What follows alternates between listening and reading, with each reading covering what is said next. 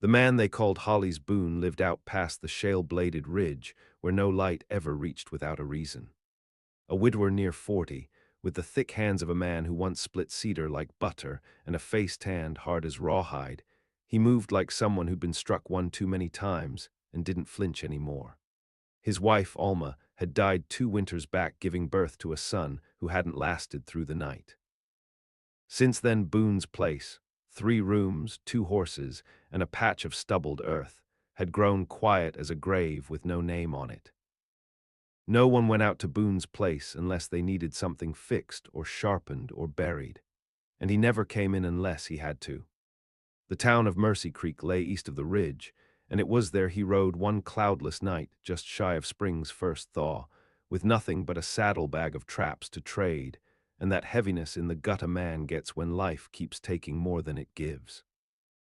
Mercy Creek had changed since his last visit. The storefronts leaned older, hollowed by dust and ruin. The saloon still played its crooked piano, though the notes staggered like a drunk's last breath. At the livery, he sold a bundle of pelts to a pock-cheeked boy who didn't ask questions and paid too little. He meant to leave at first light, but fate doesn't wait on clean departures. He was loading his mule when he heard the first scream, not loud but close and sharp enough to cut through bone. Down by the farrier's shed, past the line of sagging laundries, he saw a girl running barefoot, her shift torn open at the hem, her hair like tangled wheat in the wind. She was maybe 9, maybe less. A second girl followed, smaller, slower, eyes black as soot. A woman trailed after them, painted lips, shawl hanging loose. Her voice wasn't pleading, it was scolding, as if they were dogs that slipped the chain. "Come back now, you goddamn little witches," she spat. "You want to starve, you want to end up like your fool of a mother." Boone stood still. The girls stopped short near his mule, panting.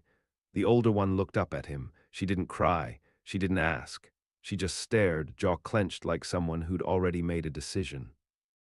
"What's your name?" Boone asked. The smaller one spoke, Rosamund. "Yours." The older girl swallowed, Junia. Their stepmother caught up then, panting from drink and spite. Her eyes flicked from Boone's rifle to the girls. "They ain't yours," she said. "No," Boone said, "but they sure as hell ain't yours either." "They're my husband's get. That makes 'em mine. Law says so." Boone looked at her. Her teeth were yellowed, 2 missing. She wore no ring.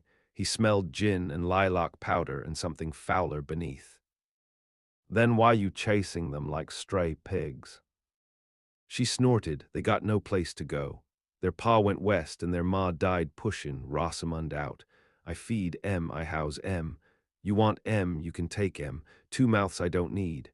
But don't bring em back after they start stealin' sugar and pissin' in the wash basin." Boone narrowed his eyes. "You're bartering them." "Barter," she laughed. "Call it charity. I was gonna leave M at the preacher, but he's got his own to feed. You look like you need something to keep the roof warm." He moved before she finished, not fast, just steady. He grabbed her by the wrist, thumb pressing bone to skin, and stared long enough she tried to pull free. She cursed and called him names he didn't flinch at. The girls watched in silence.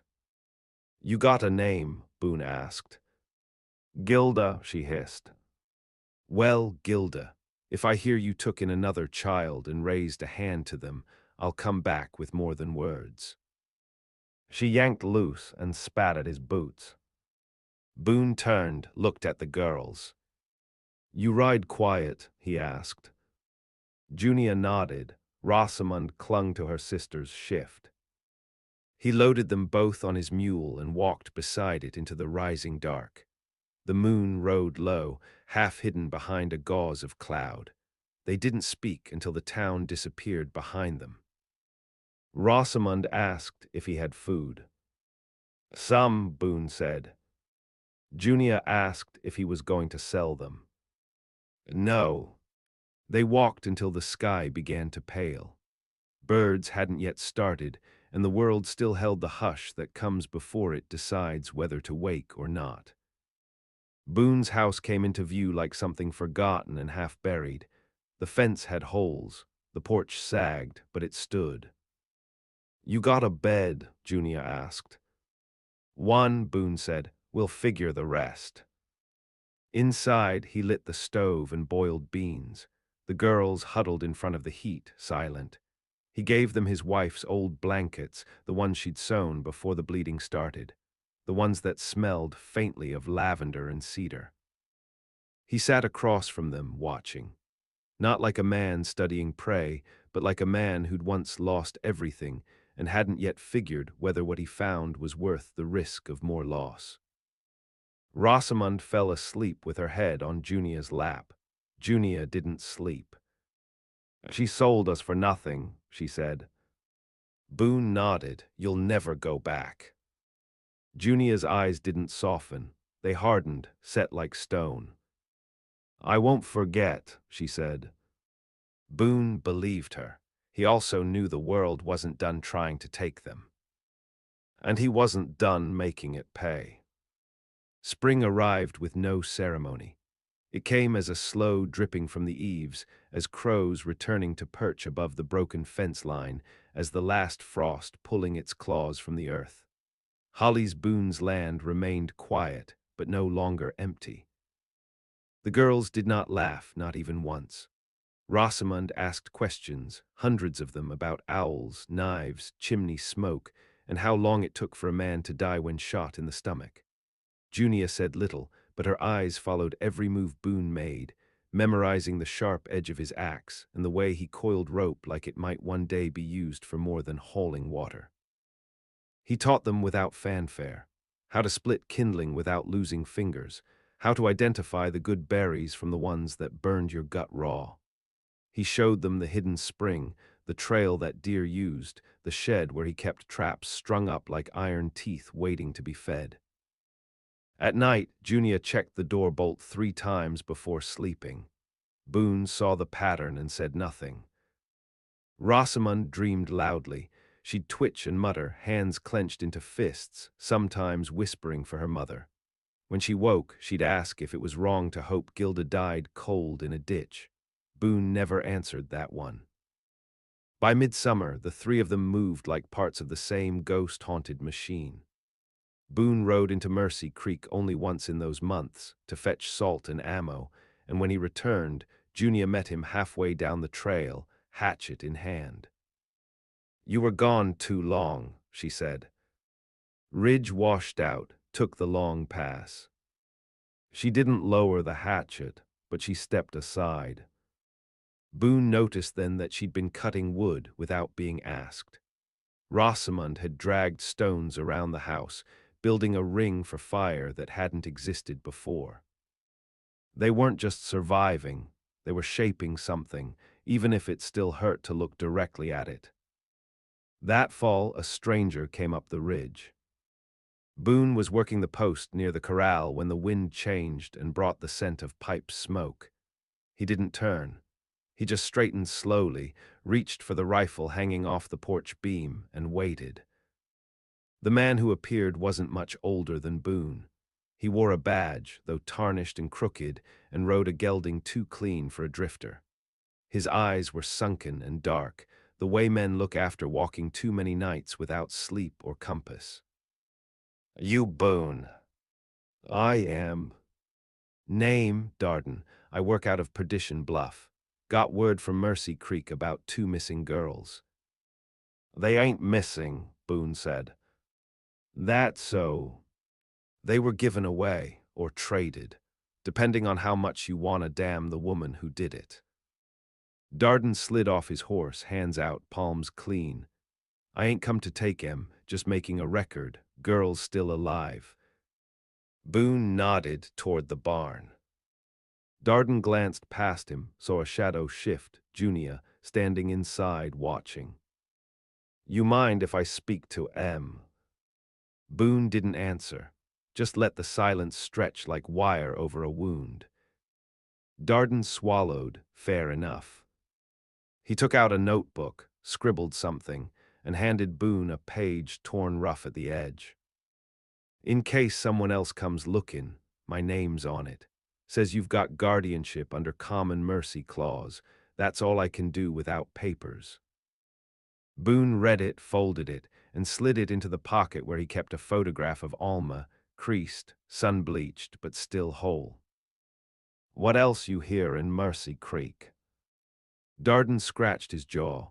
"Gilda, gone, disappeared middle of summer. Some say she headed west. Some say she tried to bed a cattleman and got left out in the brush to rot.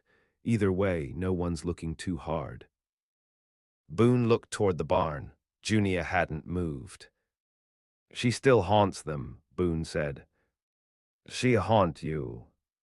Boone didn't answer that either. Darden nodded, mounted again. "If it means anything, there's worse hands they coulda landed in." Boone didn't watch him ride away. That night, Junia didn't sleep. She came out to the porch after Rosamund had gone under, barefoot and silent, arms wrapped in one of Alma's old shawls. "Was she dead?" she asked. "Who?" "Gilda." Boone blew smoke off the edge of his tin cup. "Don't know." "If she is," Junia said, "I want to see the bones. I want to know she don't have a face anymore." Boone looked at her. She didn't blink. "You don't have to carry that weight," he said. "I already am." He couldn't argue. Some burdens settled in too early and sank their teeth too deep. By winter they had a rhythm. Junia laid the traps. Rosamund cleaned what came out of them. Boone kept watch over it all, feeling something between dread and pride as the girls hardened. One night, the snow thick and air sharp enough to bleed, they heard a knock. Not on the door, on the window. Boone was up before the sound had fully settled. He moved with the rifle in hand, stepped out slow. Nothing but a trail in the snow, barefoot. He followed it half a mile down toward the creek. Found a boy no older than Rosamund, curled beneath a tree, lips blue. Boone carried him back. He weighed nothing, skin stretched tight over ribs, eyes flickering even in sleep. There was a brand burned into his shoulder, letters rough and ugly, J.E. Rosamund was the first to speak when Boone laid the boy near the stove. "Is he dying?" Boone nodded. "Not if I can help it." Junia stood behind her sister, arms crossed. "Where's he from?" "Don't know yet. He has a mark." "I saw." Boone cleaned the wound, fed him broth, waited. 3 days passed before the boy woke. When he did, he screamed, not loud but long, like someone being pulled out of the earth against their will. He didn't remember his name, only flashes, a wagon, a man with teeth like nails, chains. Boone felt something turn cold in his gut. The past had a way of sending its echoes. And whatever had been done to the boy was just the beginning. Junia watched him sleep that night, her jaw tight, the hatchet she kept now tucked under her cot. "We should find who did that," she whispered. Boone nodded slowly. "We will." She didn't ask how. She just looked toward the window where the snow kept falling, where the world outside hadn't stopped hungering. The boy called himself Eli because it was the only name that didn't make his mouth ache. He was slow to speak and quick to flinch, and when he moved, it was with the caution of a creature used to being struck. The branded letters on his shoulder festered through winter, then healed over with a pinkish welt that throbbed when he touched cold iron. Rosamund said he had ghost skin. Junia said it was a message. They learned quickly that he wasn't simple, only scared. He slept in a pit under a floorboard. He didn't know what a hymn was, but he could carve a snare from nothing and draw the map of a trade route from memory. Sometimes he'd wake speaking names like prayers. One night he whispered the same 3 words again and again until Junia slapped him hard enough to stop it. "Who's J.A.?" she asked him in the morning. He wouldn't say, but he didn't deny the name was his brand. Boone had theories. There, been rumors for years of ranchers buying runaways and orphans from the territories, folding them into the labor camps that supplied the big freight routes west. Kids who didn't matter traded like livestock, but Mercy Creek had never been a direct line for that filth, not until now. In February, Boone rode west.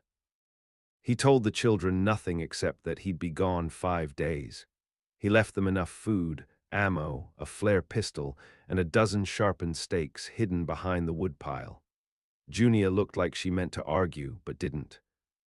He rode hard, crossing the old riverbed near Fort Lassiter, then into the hills where the map turned more legend than truth. He followed the clues Eli had offered in fragments: a red barn, a rope bridge, the stink of boiling tar. On the fourth night, he found it. A work camp carved into the side of a gulch, hidden behind a false line of trees. Lanterns moved through it like will-o'-the-wisps. Children's silhouettes worked under canvas tents. Boone watched from the ridgeline, teeth clenched. A man came out with a whip coiled at his belt and boots too fine for the mud he walked in. Boone waited until midnight, then crept down. He didn't kill anyone, not then. He wanted to know names, how wide it spread, who protected them.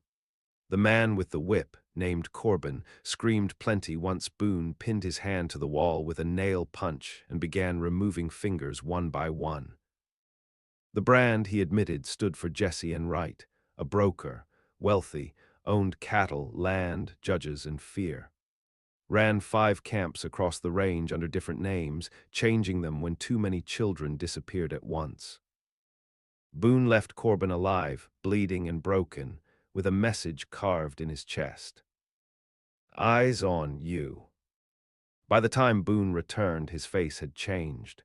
The girls noticed, so did Eli. Rosamond clung to his side and whispered, "Did you hurt the bad man?"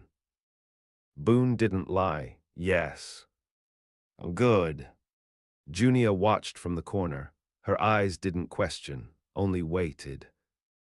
In the weeks that followed, Boone began training all 3 children as if war had already started. No more waiting. No more hoping the dark would pass by their door. He dug out the buried crate beneath the stable, his old kit from a life he never talked about. Inside, 2 revolvers, a satchel of explosives, a knife shaped like a crow's beak, and a faded U.S. Marshal badge. He gave Junia the knife. "She's not ready," Rosamond said. "She is," Boone replied. Junia tested the weight in her hand, then slipped it under her belt without a word. The next visitor came in spring. Not a man, a girl. Older than Junia by a year or 2, filthy and limping, her dress torn open at the thigh where a wound festered black around a splintered bone. She collapsed 10 feet from the door. They pulled her inside, cleaned the wound, tried to ask her name. She didn't speak, only stared past them, breathing hard, lips pale as the moon. Eli sat beside her that night, humming something broken and tuneless. After an hour, the girl reached for his hand and whispered, "Moriah." That was all she'd give, but it was enough. The brand was on her too, though older, faded to a shadow. The others were out there, still marked, still running, or dying in silence. Boone knew then that this wasn't survival anymore. This was a campaign. He gave Junia the map, taught her how to read it, gave Eli the flare pistol, gave Rosamond his wife's old derringer, barely enough to kill a deer but more than enough to stop a man if the shot was placed well. They built traps beyond the creek, dug false trails, practiced signals. A whistle meant scatter. A stone at the threshold meant someone had passed through. And all the while, Junia kept carving names into a strip of bark she wore around her wrist. Corbin, J.E. Moriah, Eli, Gilda. She carved her mother's name last. "You think she'd want you doing this?" Boone asked one night. "I think she wouldn't want me dead," Junia said. Boone couldn't argue with that. Summer brought vultures. Not birds, but men. 3 came on horseback with the smell of authority and 2 clean boots. They asked questions Boone didn't answer. "We heard about the boy," one said. "You harboring fugitives, mister." "Not unless you count the ones who ran from hell," Boone replied. "You threatening us?" "No," Boone said, "but if you don't leave by sundown, I will." They saw the rifle. They saw the knife on Junior's belt. They saw Eli staring at them like someone who already knew how much blood it took to drown a man. They left. But Boone knew they'd be back, next time with more. That night, he told them the truth. About the badge, about what he'd done during the last martial purge in '68, about the things he couldn't forget and the people who wouldn't forget him. He told them Jesse and Wright had once owned a judge and a mayor and might soon own a governor. He told them there'd be no peace unless it was carved out with iron. Junia didn't flinch. "We go to him," she said. Boone looked at her and saw what she'd become. Not a child. Not yet a woman. But something sharper than either. He nodded. Rosamund reached for his hand. "Can we come back?" "If we make it," Boone said, "we come back." He said nothing about what would happen if they didn't. He didn't have to. Because the wind had changed again. And this time it carried blood. They rode before dawn, wrapped in old coats and wool torn from winter clothes, their breath vanishing into the gray hush of the lowlands. Boone's mare carried the weight of Moriah, too weak to stand, bundled in quilts lashed to the saddle. Eli rode double with Rosamund, small enough to tuck behind her like a shadow. Junia rode alone, the knife hidden behind her spine, the same way Boone had once worn his. They didn't take the trade road. That route was watched, and Boone didn't want watchers. He took them through the old paths, the ones wagon wheels had forgotten, where root and thorn claimed everything not quick on its feet. On the third day, they reached the edge of Dry Fork territory, where Jesse and Wright's land began. They passed through towns that spoke his name like scripture. Every postmaster, every saloon hand, every man with a badge said Mr. and Wright, like it might keep them from being flayed in their sleep. And every child they saw looked too thin, too quiet, too trained. Junia marked each one in her memory. They stopped outside a settlement called Dead Elm. Boone left the others in a glade and rode in under dusk with the coat collar high and his voice low. The saloon keeper knew him. "Boone thought you was buried with your badge." "Only the badge," Boone said. "Why you here?" Boone didn't answer right away. He set a coin on the counter. "You seen him." The barkeep looked down at the coin like it was poisoned. "He don't come here himself, sends men, always men. You touch him, you'll make thunder." Boone's eyes were steady. "I want lightning." He found the first trail that night. A man named Lorne who'd run one of the branding camps near Bitterjaw Ridge. He was drunk and loud and bragging to a girl half his age that he used to break colts and children both. Boone dragged him into the alley and broke his teeth on the corner of a trough. Junia watched from the edge of the stable, silent. When Lorne finally begged, Boone asked for a name. Randell Veek, Enright's foreman, the one who carved the brands himself. "Where?" "Stockyard west of Grievance Gulch. You can't miss it." Boone crushed his windpipe with a boot and walked away. They made camp on the bluff above Grievance. Smoke from the stockyard stained the sky, thick and greasy. Moriah coughed blood through the night. Eli sat beside her, refusing to sleep. Boone pulled Junior aside before the raid. "Things'll move fast." "I'm not afraid." "Being afraid's smart. I want you scared, just not stupid." She looked him dead in the eye. "I don't need you to protect me." "I know," he said. "I need you to protect them." That morning, they moved. Rosamund and Eli stayed with Moriah in the cave, armed, alert. Junior and Boone circled through the Blackthorn woods, approaching from the north. The stockyard was worse than Boone remembered. Half a dozen pens, children packed like cattle, guarded by men with whips and rifles. Smokehouse for branding, bunkhouse for the crew. And in the center, a two-story white house with trimmed shutters and glass windows like eyes that had never wept. Boone handed Junior the flare pistol. "You get to the roof. When I signal, light the sky. The others will come. If I don't come back, finish it anyway." She didn't ask what finish it meant. She knew. Boone went through the smokehouse first, two men inside. He shot the first through the chest. The second ran, bleeding from the throat, straight into the waiting knife Junior held as she crouched behind the door. She didn't look away, not even once. Boone kicked the back door open and stepped into the sun. Chaos cracked wide. Gunfire, screaming, children scattering from pens. A rifleman on the second floor took a shot that grazed Boone's cheek. He fired back and didn't miss. Then the flare lit the sky, green fire arching high, split like a comet.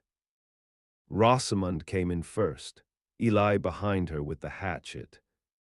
Moriah wasn't far behind, one arm tied in a sling, dragging a sack of nails.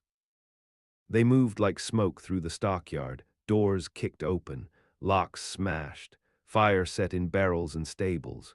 Enright's men panicked, some running, some shooting at shadows. Boone found Randall Veek in the White House. He was dressed in linen, sleeves rolled, a glass of brandy untouched on the table. "I know who you are," Veek said. Boone closed the door behind him.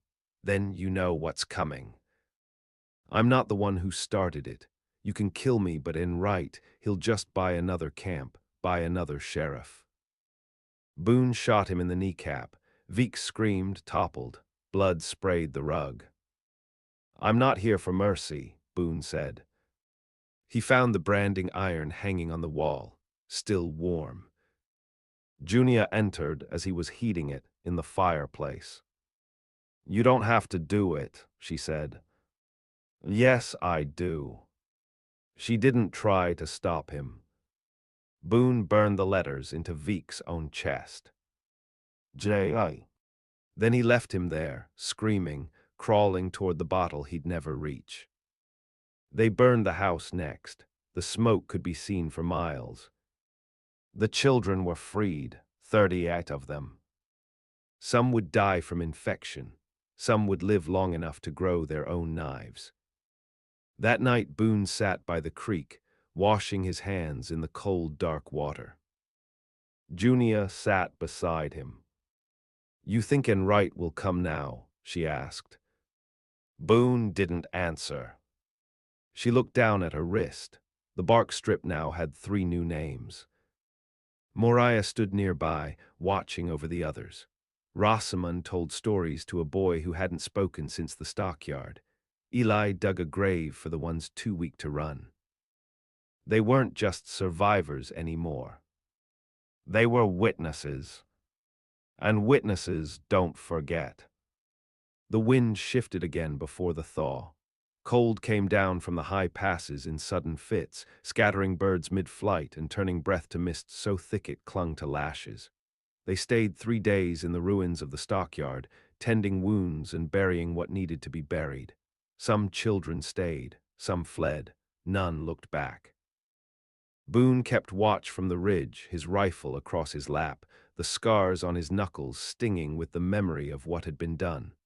He hadn't spoken Veek's name since the house burned. Neither had Junior. They didn't need to. Enright had not come, but word had traveled. Too many men with badges were suddenly asking the same quiet questions. Too many riders passed on roads they once avoided. The sky was full of waiting. On the 4th day, a rider approached. Boone saw him an hour before he arrived. A courier, judging by the lean frame, the tight roll of letters at his side. But he didn't carry paper when he dismounted, only a satchel, stained and half frozen. Boone met him alone, behind the ash-thick ruins of the White House.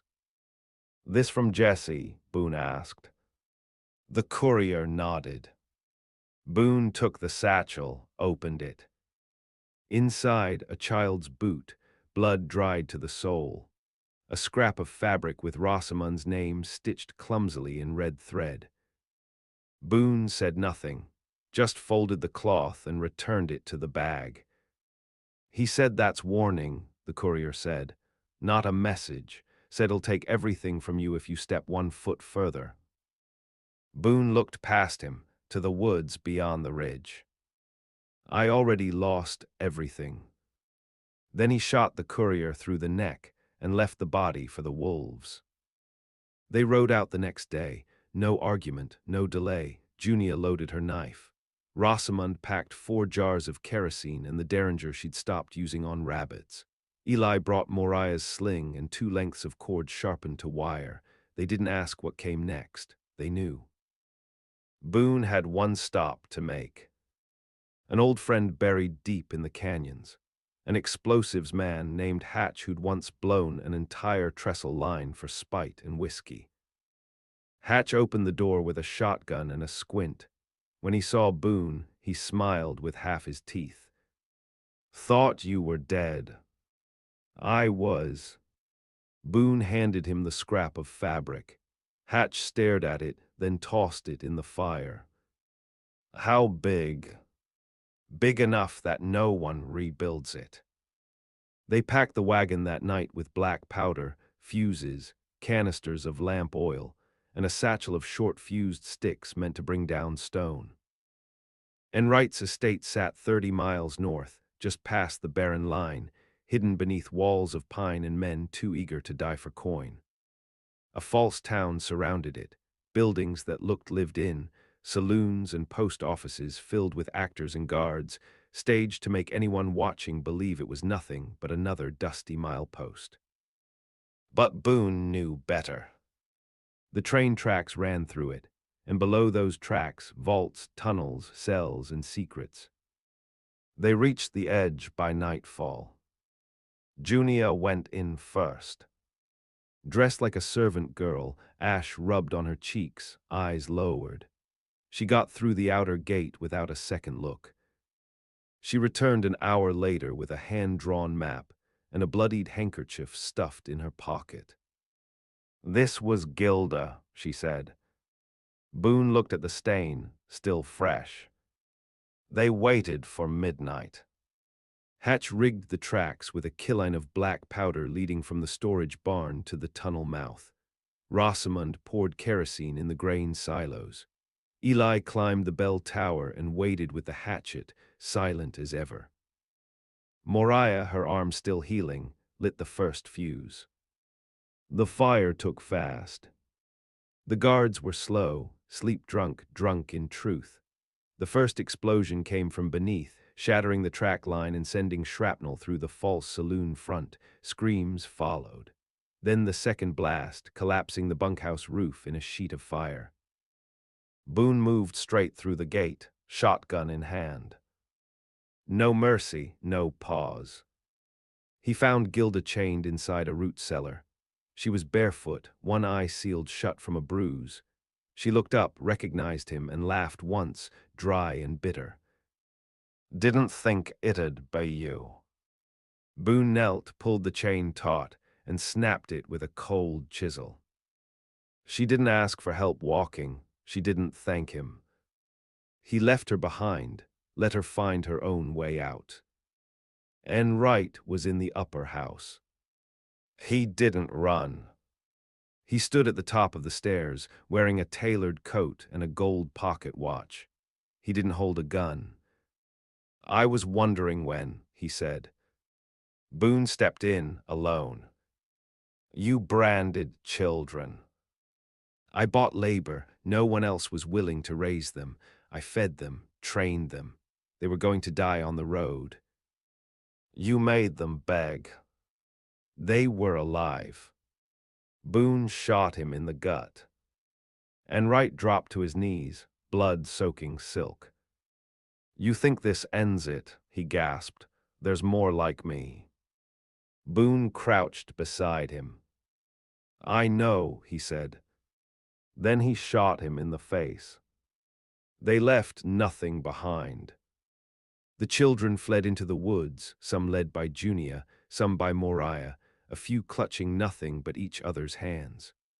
Rosamund scattered the last of the powder into the fire, watching it bloom in orange arcs that lit the night like lightning. Boone stood alone at the edge of the fire line, the house behind him crumbling into black flame. Junia came to his side. "Are we done?" she asked. Boone looked at her, at the knife on her belt, at the streak of blood across her cheek that wasn't hers. "You never finish," he said, "but you rest." They returned to the canyon in the days that followed. The house still stood. Boone fixed the roof. Moriah planted wild roots in the thawed soil. Rosamund took in every stray that wandered near, animals and children alike.